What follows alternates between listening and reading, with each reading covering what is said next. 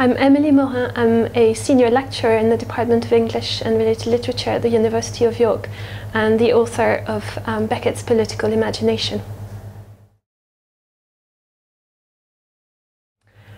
I've always been very intrigued by the idea that Beckett was apolitical. It's a widely accepted idea, and it's something that has always fascinated me, because I kept on coming across evidence that was pointing to the opposite.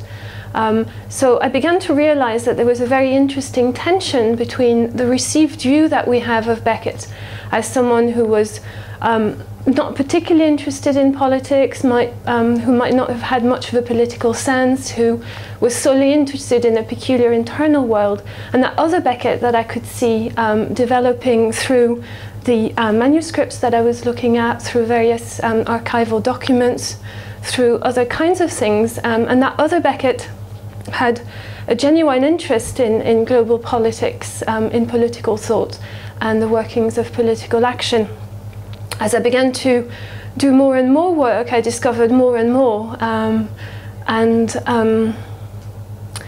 some of the things that were particularly interesting included the many petitions that he signed over the course of his lifetime.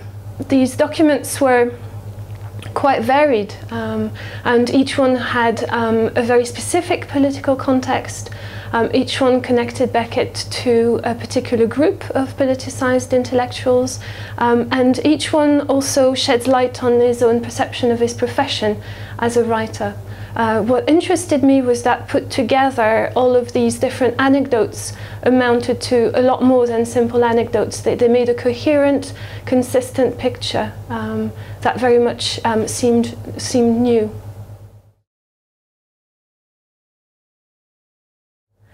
The relation between literature and politics is always quite complicated, and it becomes particularly complicated, I think, in the 20th century. It becomes even more complicated when we look at Beckett. It's very clear that Beckett is not an obvious candidate for what we would think as political writing. There are many reasons for this. They're all very interesting. He was an exile. His life was shaped by displacement, travel, translation, and generally a sense of not belonging. And he was far too interested in the limits of literature and the limits of representation to be categorized as a political writer in the common sense. However, he had a unique exposure to the turmoil of modern history. He witnessed many of the events that shaped the making of modern Ireland, France, and Europe as we know it. He wasn't at all sheltered. He was very much engaged in the world in which he lived, and he had quite a unique political experience. It's also very clear that he was very interested in what politics does to history, to nations, and to people. And that interest is quite visible in the manner in which he wrote. There are many manuscripts that are quite clearly indexed to contemporaneous political and economic circumstances, but these remained in a draft state, and in a sense we might say that he often worked against his own political sensibilities. He worked away from direct political contexts, and yet it was precisely the tensions that he witnessed around him that spurred him to write in the first place. He had a very strong sense of the limits of his own remit as a writer. The fact that he was an artist and not a politician or a political activist was something that he took very seriously. That said, there is a history of looking at Beckett politically in relation to his plays in particular. The sense that his work had a political significance was quite prevalent from the early days onwards, with Waiting for Godot as early as the 1950s. And subsequently there have been numerous productions of his early plays in particular that have been put together in contexts of war, conflict, and acute economic, cultural or ethnic tension. But these productions were the work of politicized actors and directors, not Beckett's own work, and his own work as his own political work has very much remained in the shadows. Yet when we look closely at the contexts in which he worked, we begin to discover a very different figure. Something that is particularly interesting about Beckett is the fact that much of his political activity remained somewhat secretive and quite often rather coded.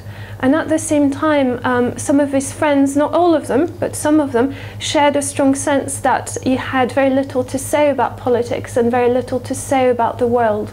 So this kind of consensus might strike us as odd now, but it was very powerful in shaping the reception of Beckett's work during his lifetime.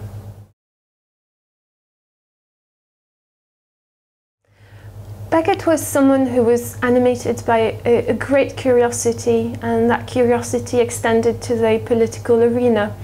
He wasn't a political subject in the sense that we would understand it now, in that he wasn't a member of a political party. But the kinds of work that he did and his political commitments meant that he was aligned with many other politicized thinkers and writers across Europe. He had clearly had an admiration and a lot of respect for political figures such as François Mitterrand and Nelson Mandela. But generally, if we want to understand the political currency of his writing, we need to look at the writing as a whole, and we also need to look at the work that he did that involved commissioned translations. He was unusually politicized as a translator, particularly when he translated work that he did not author. So we can see the traces of this in the work that he did as a translator working for UNESCO after the Second World War, and when he worked with Octavio Paz on an anthology of Mexican poetry, or when he worked for Nancy Cunard on an anthology of bringing together black writers and different strands of anti-imperialist thought.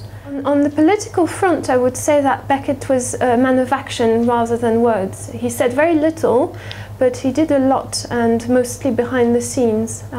He took action whenever he was confronted with a cause that he believed in, and whenever he thought that his help would make a difference in a way. He had strong political principles. He was very interested in the history of the radical left. Generally, particularly in his later career, what he did was broadly aligned with a left-leaning liberal agenda. He was also very knowledgeable about the history of far-right ideologies across Europe, so he had quite a broad kind of political knowledge. Thinking about Beckett's work politically, however, requires a lot of close historical work and a lot of close contextualization.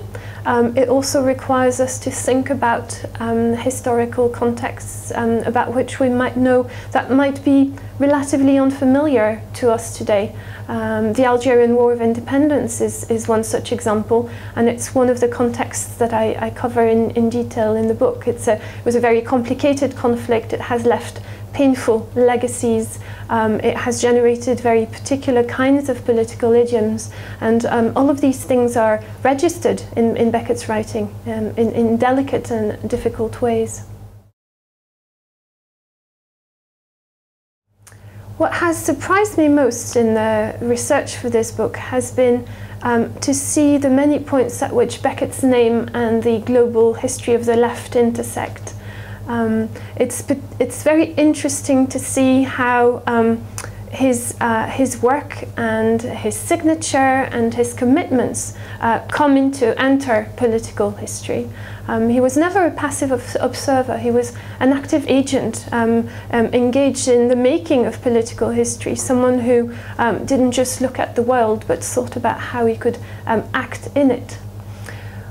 The thing that has interested me and surprised me the most has been to see the numerous points at which the petitions that he signed and the political appeals that he endorsed were published in large circulation newspapers, in national newspapers, and yet nobody noticed that his name appeared in those documents. Nobody commented on it, and it seems to me extraordinary that such a well-known figure should sign so many petitions and appeals and should still remain so widely perceived as apolitical. One of the things that has surprised me also has been to see the care and the interest with which he read and thought about political history. He was always very demanding of himself on the political front, as demanding as he was on the creative fronts, and we can say that he never went for the easy solutions or the easy route. There are no facile statements about politics to be found either in his letters or in his work.